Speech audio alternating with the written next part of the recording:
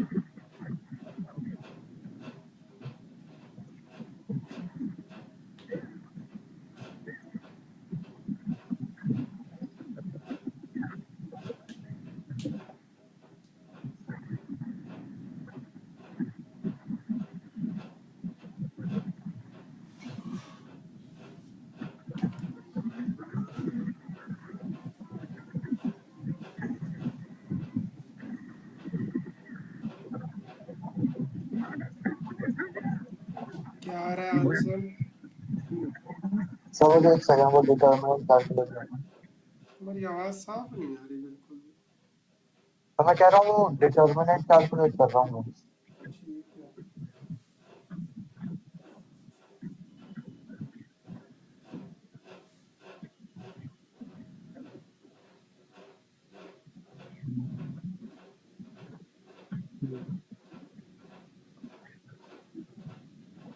So 21x plus 9y minus 3z equal 51. Equal to 51। 1. ठीक है, simplify भी कर सकते हो इसको तो।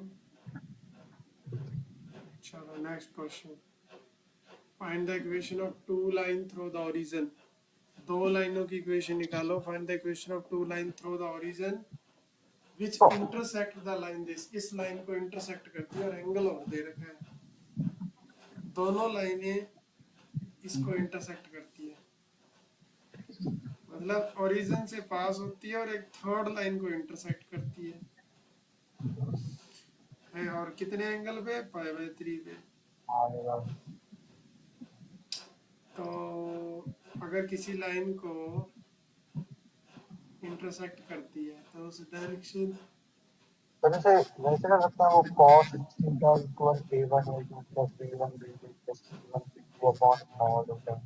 हाँ, एंगल के लिए तो वही लगाएंगे और वहां से हम इसमें इक्वेशन बनाने की कोशिश करेंगे। तो जो लाइन दे रखी है उसके डायरेक्शन रेशियो क्या होंगे? 2 1 और 1 हो जाएंगे। और डायरेक्शन कोसाइन क्या होंगे? डायरेक्शन रेशियो को उनके स्क्वायर के में रूट से रूट मतलब रूट निकालते हैं ना स्क्वायर करके, L square plus M square plus N square root. तो डायरेक्शन रेशियो और डायरेक्शन कोसाइन मिल जाएंगे हमें गिवन लाइन के। एंगल कितना बनाया जा रहा है? पाई/3 पाई बनाया जा रहा है गिवन लाइन के साथ।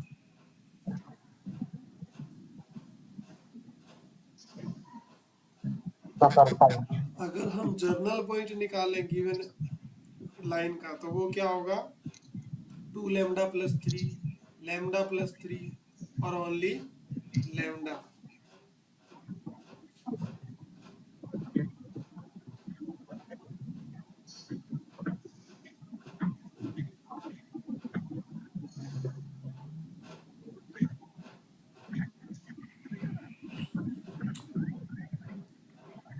उसके बाद में डायरेक्शन को साइन की मल्टीप्लाई हो जाती है, ऊपर दोनों की और नीचे दोनों का मैग्नीट्यूड होता है।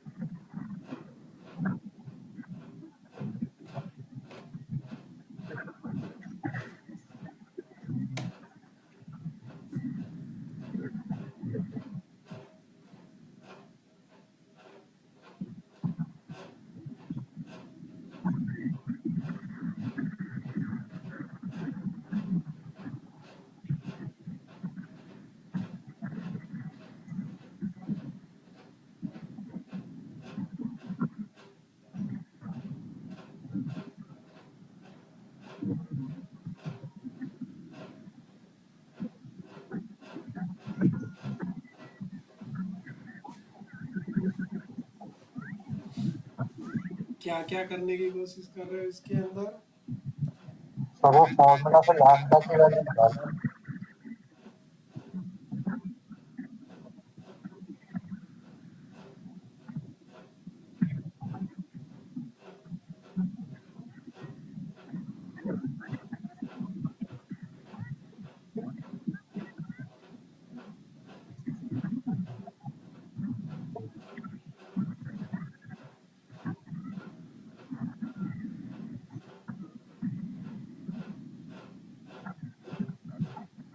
सर लैम्डा -1 और -2, क्या? लैम्डा की वैल्यू -1 और -2। हाँ, -1 और -2 आ रही है। सही है। तो जब लैम्डा मिल गया तो जो इक्वेशन तुमने मानी थी वो निकाल लो। हाँ,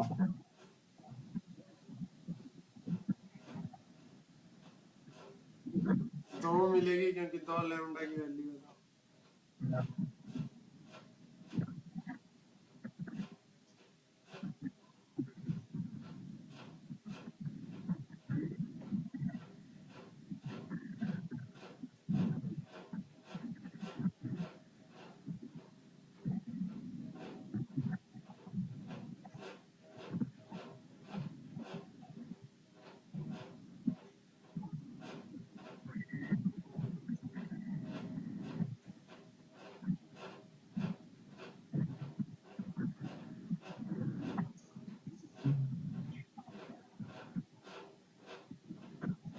अरे राजा x equal y/2 equal -z, दोबारा बताओ। x equal y/2 equal -z। अरे कार्टेशियन इक्वेशन बतानी है। तो वही हो रही x/1 equal y/2 equal y और z/-1। ठीक है, तुम्हारी आवाज फट के आ रही है तो मेरे को समझ नहीं आ रहा साफ। तो मैं कहता x/1। आगे आप तो समझ गए, आगे आगे अच्छा, नेक्स्ट वाला। तो दूसरी है x/-1 equal y/1 equal z/-2। -2, ठीक है। नेक्स्ट वाला। तो दो ही तो आनी। अरे next question, find the angle between the line whose direction cosine are given by this equation, by the equation this and this. Find the angle between the line whose direction cosine are given by Find the angle between the line whose direction cosine are given by this line or this line. the corresponding.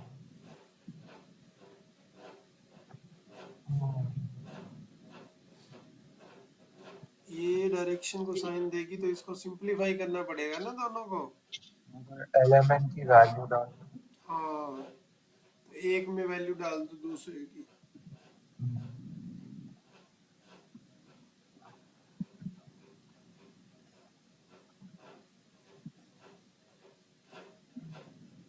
एक क्रम में value निकाल लो इनकी, चाहे n में निकाल लो चाहे किसी में निकाल लो।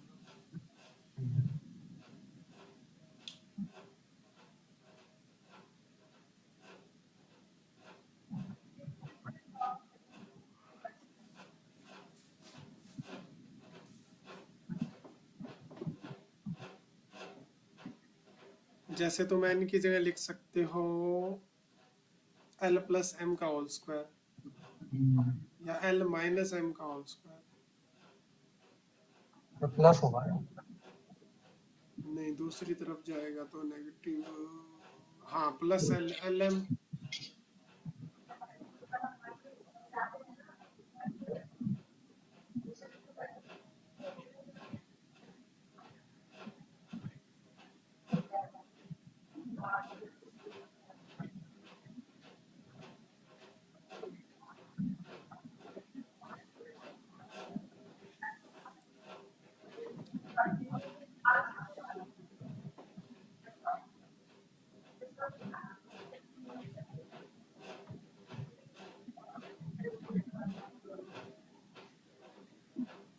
सर 0 माइनस n और दूसरा वाला माइनस n 0 है। ठीक है, अब जो डायरेक्शन रेशियो होंगे वो इसके प्रोपोर्शन में होंगे, तो प्रोपोर्शन में तुम कुछ भी कंसीडर कर सकते हो, जैसे 1 1 ले लो चाहे n की जगह। अच्छा हाँ, तो तुम्हें दो डायरेक्शन रेशियो मिल जाए, एक तो 0 -1 1 और दूसरा -1 0 1। अब दो अगर मिले हैं तो दो ही पैरेलल वेक्टर मिलेंगे तुमको, एक ए वेक्टर और एक बी वेक्टर। वहां से ऊपर अगर एंगल निकालना है तो ऊपर दोनों की प्रोडक्ट और नीचे दोनों का मैग्नीट्यूड। तो 1/2 है ना? हाँ, एंगल 1/2 और रेडियन में कितना आ जाएगा? π/3।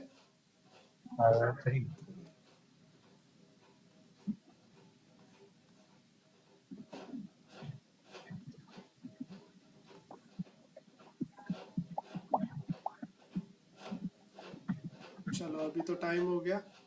ये क्वेश्चन तो मैंने कट कर ही लिया, तो मैं इसको ग्रुप में भेज देता हूँ, ठीक है? तुम इसको कर लेना। और ये पीडीएफ भी मैं तुम्हें ग्रुप में भेज रहा हूँ, ठीक है? ठीक है। Okay, bye, take care. Thank you.